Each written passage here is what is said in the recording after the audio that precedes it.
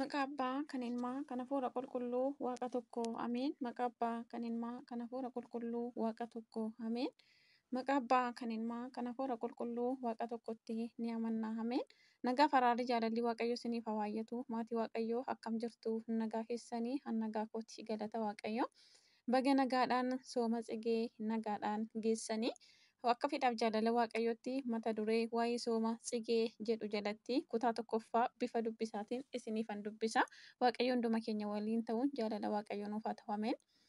Sooma tsigee kutaa tokkoffaa. Tsoomii jechuun maal jechuudha? Tsoomni gosoota meeqatu jiru? Hiikoo tsoomii. Akka bu'uura sirna mana kiristaanaa keenyaa Ortodoksii Tawaahidoo Itoophiyaatti Kitaabni Fitihaa Negisti jecha tsoomii jedhu akkasitti hiika. Tsoomiin saatii beekamaatti namni nyaata irraa dhorkuu yookaan dhorkamuu. Tokkosii tsoomiin nama nyaata irraa dhorkamudha. Kunis cubbuu isaa haqsiisuu fi gatii isaas baay'isuu fi inni jaallatee seera kan hojjetee fi bitamuu jechuudha. Bu'uuruma kanaanis tsoomii jechuun nyaata irraa akkasumas dhugaatii irraa of dhorkuu yookaan dhorkamuu jechuudha. Tsoomiin qabsoorota hafuurawaa keessaa isa tokkodha. Fedhii fooniitiifis dhorkii yookaan lagummaa hafuurawwaatti namni fedhii foonii dhiisa galaa ittiin lubbuu isaa lalisiistudha. Tsoomiin dhukkubbii yookaan madaa lubbuu kan fayyistu, fedhii foonii kan dadhabsiistu, jalqabbii hojiiwwan gaggaarii hundaa kennaa Waaqayyoo irraa kan argamsiistu. Akkasumas tsoomiin bu'uura kadhannaa kabaja callisummaa kan nama barsiistu, hojiiwwan gaggaarii fi tola ooltummaa ta'anii maraa fi kan nama kakaastu, qaama ofii Waaqayyo fuulduratti qaanessuu gadi qabuu, of qabiinsa miindaa taasifachuu fi kan nama gargaartu qoricha lubbuuti. Maarqos Yisaaqii Keeyyata 4 boqonnaa 6. Gosoota tsoomii. Kitaabolee qulqullaa'oo irratti akka hubannutti tsoomiin gosa lamatu jiru yookaan iddoo lamatti qoodamuu danda'u. Isaanis tsoomii labsii fi tsoomii dhuunfaati. Tsoomiin labsii ifatti uumamatti himamee yookaan labsamee tokkummaadhaan kan soomamu. Tsoomni seeraa fi ajajaati. Tsiyoonitti malkaatti afuufa tsoomiinis labsaa gubaahes qulqulleessaa.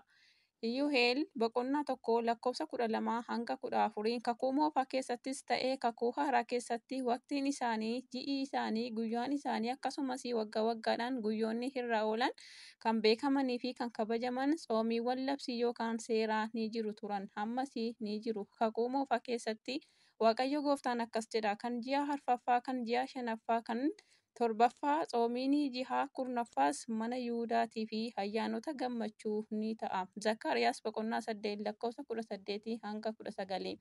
Kakuu haaraa keessattis Fariisonni guyyoota torbanii keessaa guyyoota soomaa akka turan gochuunis wixataa fi kamisa ani torban keessatti guyyaa 2 nan sooma. Luqaas boqonnaa 18:2 kan jedhu ragaa ni arganna. Kitaaba hojii duuka bu'ootaa irrattis qulqulluun Luqaas waa'ee deemsa duuka bu'icha qulqulluu Phaawulos yeroo barreessu yeroo hedduu argaa darbe boodas ji'oota soomaa hamma darbe waan tureef jechi inni barreesse bara duuka bu'ootaati. Yeroon yookaan waqtiin tsoomii daangahan akka ture nuuf ibsa. Hojii duuka bu'ootaa boqonnaa 27 lakkoofsa 9 yookaan boqonnaa 13 lakkoofsa 1-3. Bu'uura sirna mana kiristaanaa duuka bu'ootaatiin Ortodoksii Tawaahidoo Itoophiyaan hunduu akka isaan soomuu fi jalqabaa fi dhumni isaanii herregamee yeroo fi waqtiin murtaa'ee fi kan jiran tsoomiiwwan labsii 7 jiru. Isaanis sooma guddaa, 2 sooma du'a kubootaa, 3 sooma fahinaa, 4 sooma filsataa, 5 sooma raajotaa, 6 sooma nanawwee fi 7ffaan sooma gaadiidha. Akka isaan kanatti waqtiiwwan murteeffamanii fi kan labsaman jiraatanuyyuu garuu jireenya bara baraa dhaaluu fi kan nu gargaaran daandiiwwan qajeeloon balballi jannataa walumaa galatti jireenya kiristaanotaa waan ta'eefi Tsoomiiwwan labsii tarreeffaman kanaan alatti waggaadhaa hanga waggaatti kan sooman gadaamiitti gammoojjiitti kan argaman abbootiin keenya monoksoonnii fi beetaaniyaawwan ni jiru. Waa'ee qajeelummaa fi kan beela'an kan dheebotanis eebbifamoodha. Isaan ni quufu waan ta'eef. Maatiyos boqonnaa 5 lakkoofsa 6, Isaayyaas boqonnaa 41 lakkoofsa 17, boqonnaa 55 lakkoofsa 1. Abbootiin yoo dandeessan kana irra caalaatti caalchistanii sooma warreen dhabaniifis kennaa jedhuun akkuma ajajan tsoomiin baay'isuu ni hojii badaa irraa fagaachuu fi fedhii foonii dadhabsiisuu fi lubbuu hojii hafuurawaa fi leenjisuufis ni fayyada. Abbaa Marqoros soomii baay'isuu isaa irraan kan ka'e ergamaa fakkaataa jechuun abbootiin mana kiristaanaa ni ibsu. Kunis gara gosa soomii isa lammaffaatti yookaan sooma dhuunfaatti nu geessa.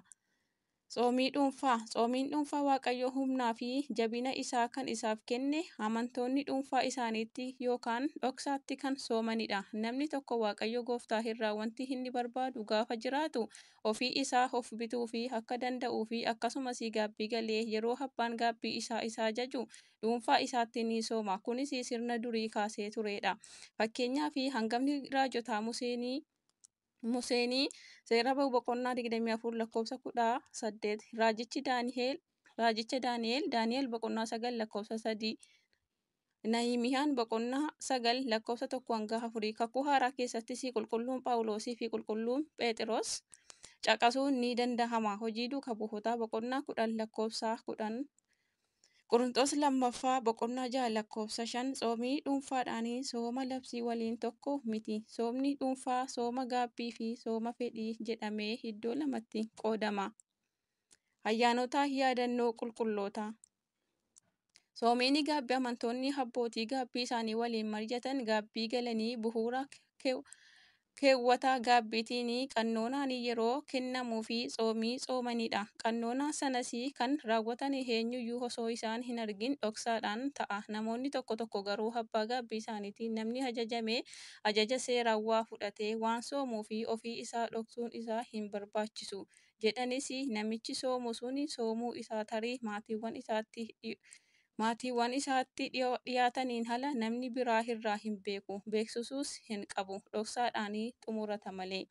Qannoonaa abbaa gaabbii isaatiin isaa kenname hanga xumuraatti uumaan isaa cubbuu isaa duraa akka isaaf dhiisuu fi dhiifama akka argatuu fi imimmaaniin ni kadhata. Dhiifama ni argata. Faarsaa Daawwitii boqonnaa 6 lakkoofsa 1 hanga 10. Soomiin dhuunfaa sababoota garaagaraatiin yookaan fakkeenyaa fi da'umsaanii, dhukkubaanii fi kan kana fakkaatan soomni labsii soomamuu kan hin dandeenyee fi bakka soomiiwwan labsii abbootii gaabbiitiin ajaja kennamu ta'uu hin danda'a. Kanaafis soomiin gaabbii sooma dandamannaa ni jedhama. Soomiin fedhii karaa biraatiin soomii qabsuuraa jedhamuun ni beekama. Dhuunfaatti yookaan cufaatti yookaan waldaadhaan soomamuu ni danda'a. Waaqayyotti of kennuun kan tajaajilan amantoonni dhuunfaadhaan yookaan waldaadhaan abbootiin gadaamii jiraatan tokkummaadhaan waa'ee fakkeenyotaa fi sababoota isaanii hordofaniifis soomii fedhii ni soomama.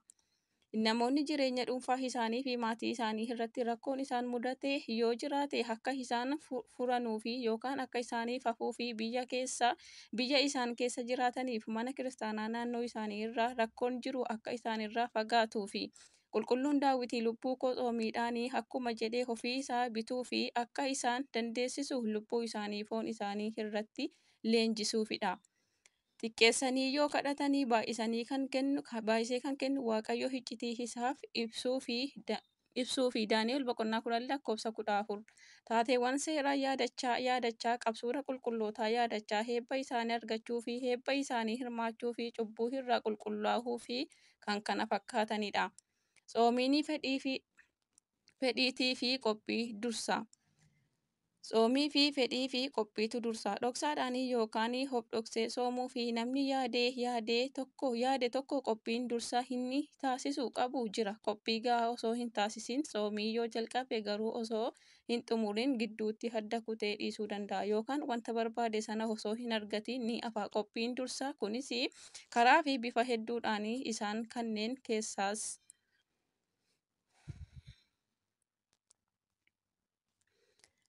abbaa gaabbii waliin mari'achuun ni barbaachisa. Fedhii waaqayyootiin kan durfamu namni ajajaa fi gorsa lubaatiin jiraatuu fi socho'uu qabsurri qorumsi yoo isa mudate gidiraan yoo irra gahe akkamitti akka darbuu danda'u waan beekuu fi hin jeeqamu ni obsa malee. Kanaafuu dhuunfaa isaatti soomii qabaachuu fi yaaduu jalqaba. Abbaa gaabbii isaa waliin yoo dubbate yookaan yoo mari'ate baay'ee ba'eessadha. Abbaan isaa yookaan abbaan gaabbii isaas yeroo soomii isaatti akka isa yaadatanii fi akka isaaf kadhatan yoo taasise qorumsicha dandamatee soomicha xumuruu danda'a. Namni soomu sun abbaa gaabbii isaatii fi akkasumas miseensota maatii isaa dirqama beekuu qabanii fi yoo tahanii ala namoota arge hundaan subaahee galuufanii yookaan subaahee jalqabuufanii waan ta'eef na hin dagatinaa jedhee himuu yookaan soomicha labsuu hin qabu. Huddaasee kamtu yookaan galatoo kamtu itti fiduu danda'a waan ta'eef nama hundatti yookaan himuu kan isa dhaga'u diina keenya daabiloos gufuu itti baay'isa, qormaata itti cimsa. Gooftaan keenya qorichi keenya Iyesuus Kiristoos waa'ee kanaa yeroo dubbatu yoo soomtu abbaa kee isa dhoksan jiruu fi malee namootaa fi akka hin mul'annetti mataa kee dibadhu. Namootatti akka mul'annetti mataa kee dibadhu, fuula kee dhiqadhu. Dhoksaadhaan kan ilaalu abbaan kee gatii isaa ifatti siif kaffala jedheera. Maatiyos 6:18 irratti. Kanaafuu namni dhuunfaa isaatti soomu eenyutti iyyuu osoo hin himin yookaan eenyutti iyyuu osoo hin labsin soomuun isarraa eegama. Akkatti murteessaa qofa yookaan akaayii muraasa qofa yookaan bassoo xiqqoo qofa nyaachaa soomuu isaa baay'isee sagaduu fi kadhachuu isaa dubbachuun isarraa hin eegamu. Yoo dubbate garuu dadhabinaan isaa hundi kantuu tahee arga. Lafa irratti galatoonni kantuu namoota irraa argate kennaa waaqayyoo irraa argate jalaa hambifama. Fedhii isaatiin subaahee qabachuu, soomuu fi kadhachuu nama barbaadu hunda yookaan dandeettii isaa kan beeku ta'uu qaba. Yeroo soomichaa murteessuu kan qabu cimina isaa yookaan cimina inni qabu bartee isaa fi dandeettii isaa xiinxalee ta'uu qaba. Kiristaanni jalqabaan yookaan yeroo jalqabaa fi kiristaanni soometti seenu holqa keessa seenee guyyaatti akaahii al tokko qofa nyaatee faaruu Daawit dubbisee hal 150 sagadeen sooma yoo jedhee humna isaatti ol tahee humna dhabee obsa dhabee adda kutuu danda'a. Kanaafuu akka humna isaatti soomuu fi kadhachuu yookaan humna isaatti soomuu fi kadhachuun isarraa eegama. Namni soomu sun kaayyoo beekamaa qabaachuu fi guyyoota soomii dabarsuutti waaqayyo gooftaan isaa akka isaaf taasisuu fi gaaffii gaafatu of eeggannoon beekuu fi qopheeffachuu qaba. Monoksoonnii fi beetaawinoonni hedduun akkasumas amantoonni muraasni fedhiidhaan kan sooman yeroowwan soomii beekamoon jiru. Isaanis sooma tsigee fi sooma yoodiitidha. Kutaa itti aanu soomiiwwan kanneen lamaan bal'inaan ni ilaalla. Dubbisaa gaarii hunduma keessaniif haa ta'u, hunduma keenyaatti namatti jiraatu akka nu taasisuuf fedhaaf jaalala waaqayyoo nuuf haa ta'u. Ameen.